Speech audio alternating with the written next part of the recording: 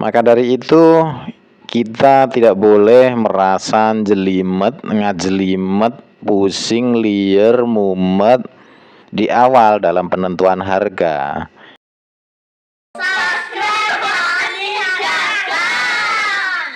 Halo, assalamualaikum teman-teman Wani Dagang. Jumpa lagi dengan saya Hendy, penghuni channel Wani Dagang. Apa kabar teman-teman semua? Saya berharap teman-teman senantiasa dalam keadaan sehat selalu. Amin amin ya robbal alamin.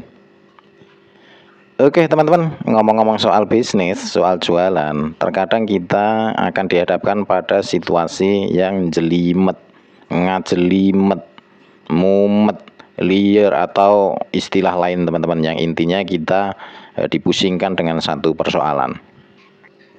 Yang namanya bekerja tentunya akan dihadapkan terhadap hal-hal seperti itu. Nah, kita berdagang, kita melakukan aktivitas jualan, itu tentunya juga namanya bekerja.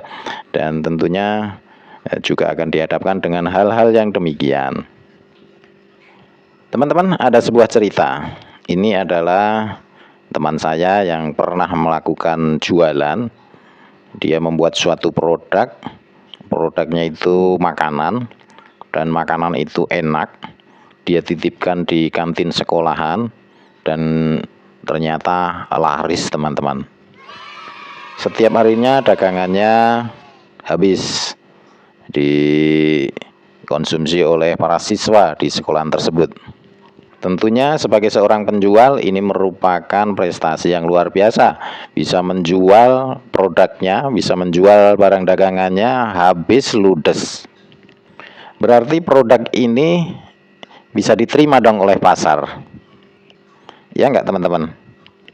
Namun setelah beberapa hari kemudian, setelah berhari-hari jualan, produk selalu habis, ini ternyata uangnya tidak terkumpul teman-teman.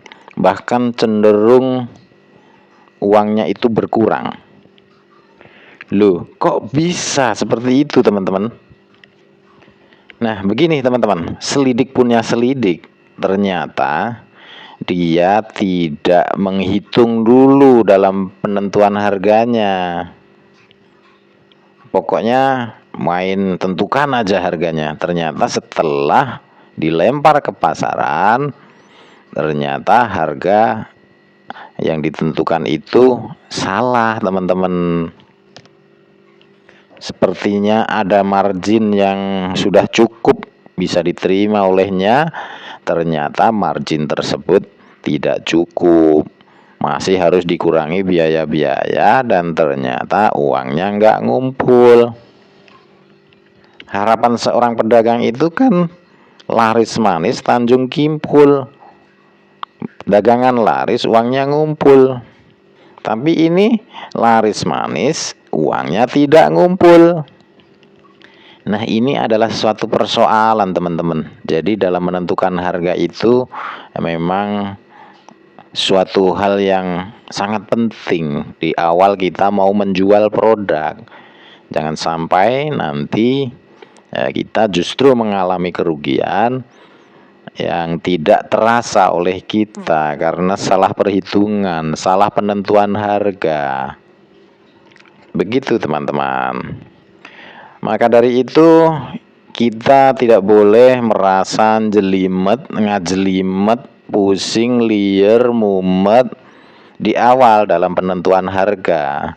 Jadi kita memang harus coret-coret di atas kertas untuk menentukan harga yang pas, dan juga harga tersebut juga bisa diterima di pasar, bisa diterima oleh konsumen. Nggak apa-apa kita belajar lagi di awal untuk menentukan harga, ngejelimet di atas kertas daripada ngejelimet di lapangan. Betul nggak sih teman-teman? Lagi-lagi ini ngomongin soal margin teman-teman. Sekali lagi bahwa margin itu adalah selisih teman-teman. Selisih dari total biaya produksi ke harga jual. Nah, itu selisihnya berapa? Nah, itu adalah margin teman-teman. Kalau kita bukan pembuat produk, kita adalah seorang reseller, berarti selisihnya itu adalah harga kulaan kita ke harga jual kita. Nah, itu namanya margin, teman-teman. Nah, nanti itu masih dikurangi biaya-biaya yang lain seperti biaya transportasi, biaya promosi, biaya-biaya yang lain, teman-teman, sehingga kita akan mendatangkan profit.